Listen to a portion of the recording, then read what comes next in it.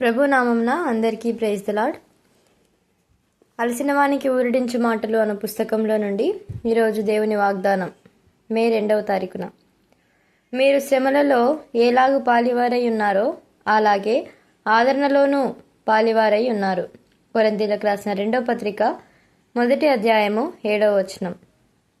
ఎప్పుడైతే మనం మన ప్రభువైన యేసుక్రీస్తు యొక్క కృపయందును జ్ఞానమందును ఎదుగుటకును అందరి ఎదుట ధైర్యముగా ఆయనను మన ప్రభువుగా రక్షకునిగా ఒప్పుకొనుటకును ఆరంభించుదుమో, అప్పుడు తమ మార్గములన్నిటిలో దేవుని వాక్యమును అనుసరించుటకు ఒప్పుకొనిన వారి చేత తృణీకరింపబడదుము, ద్వేషించబడదుము. క్రీస్తు యేసునందు సద్భక్తితో బ్రతుకను ఉద్దేశించు వారందరూ హింస పొందుదురు. తిమోతికి రాసిన 2వ పత్రిక 3వ అధ్యాయము 12వ వచనం అని జ్ఞాపకం చేయబడుచున్నది. మత్తయి సువార్త 10వ అధ్యాయము 24-25లలో ప్రభువైన యేసుక్రీస్తు ఈ విధంగా హెచ్చరించుచున్నాడు. శిష్యుడు బోధకుని కంటే అధికుడు కాడు, దాసుడు యజమానుని కంటే అధికుడు కాడు. శిష్యుడు తన బోధకుని వలెను, దాసుడు తన యజమానుని వలెను ఉండినా చాలును. ఇంటి యజమానునికి బయల్జేబులని వారు పేరు పెట్టి ఉండిన ఎడల ఆయన ఇంటి వారికి మరి నిశ్చయముగా ఆ పేరు పెట్టుదురు కదా. యోహాను సువార్త 15వ అధ్యాయము 18-21 వచనములలో ప్రభువు చేత మనము ఈ విధంగా బోధించబడుచున్నాము. లోకము మనలను ద్వేషించక ముందే ఆయనను ద్వేషించెను. మనం ఈ లోక సంబంధులమైన ఎడల లోకం మనలను ప్రేమించును. కానీ మనం లోకంలో నుండి ఏర్పరచబడి ఉన్నాము కనుక లోకం మనలను ద్వేషించును.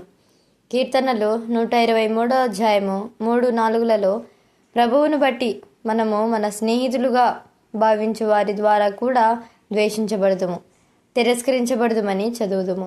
కీర్తనలు 123:2లో వ్రాయబడినట్లు, దాసుల కన్నులు తమ యజమానుని చేతి తట్టును, దాసి కన్నులు తన యజమానురాలి చేతి తట్టును చూచున్నట్లు మన కన్నులు ప్రభు వైపునకు ఎత్తిన ఎడల మనము అన్ని పరిస్థితులలో సంపూర్ణ విజయవంతులముగా బయటకు రాగలము.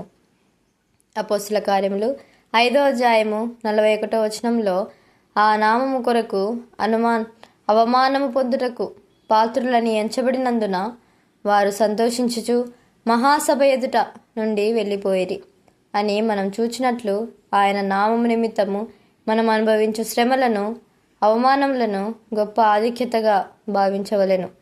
ఆయన నామం కొరకు అవమానం పొందుటకు నేర్చుకున్న ఎడల మన సంతోషము పరిపూర్ణమగును. కీర్తనల గ్రంథము 124:1-3లలో కీర్తనాకారుడు అనేక శత్రువుల ద్వారా ఎట్లు ఎదుర్కొనబడినో మనము చదువుదుము. అదే విషయము మనకు కూడా సంభవించును. కొంత సమయం మాత్రమే మనం శత్రువుల దాడుల నుండి భద్రపరచబడదుము. ఆ తరువాత దేవుడు అన్ని రకములైన బాధకరమైన పరీక్షలను మనకు అనుమతించును. మనము అన్నీయు మనకు వ్యతిరేకంగా జరుగుచున్నామనుకుందుము. కొంతకాలము దేవుడు మనలను మిక్కిలి చీకటి లోయ ద్వారా తీసుకొని పోవును. అట్టి చీకటి లోయ అనుభవం ద్వారా మనం వెళ్ళుచున్నప్పుడు మనము ఒంటరిగా అందరి చేత విడవబడిన వారంగా భావించుదము. మనం ప్రభువునందు నమ్మిక ఉంచిన ఎడల ఆయన మనలను ఆ పరీక్షలన్నిటిలో నుండి విజయవంతులుగా బయటికి తీసుకొని వచ్చును. ఆమెన్.